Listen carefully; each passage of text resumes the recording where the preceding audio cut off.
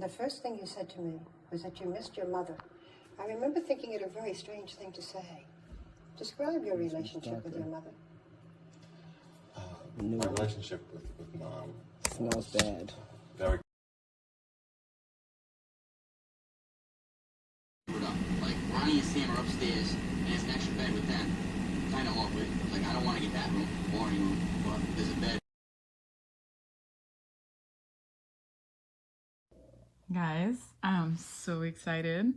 I heard really great things about it, so I will let you know. It just came in.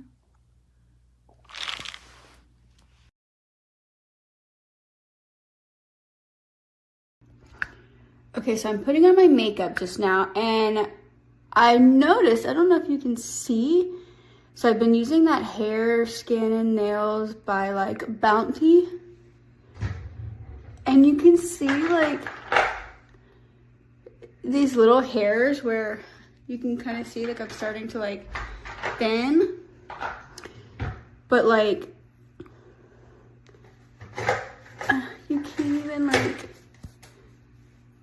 right here you can see the little bitty tiny hairs starting to, like, you can kind of see like the end. Oh my gosh, like you can't even see it, and I'm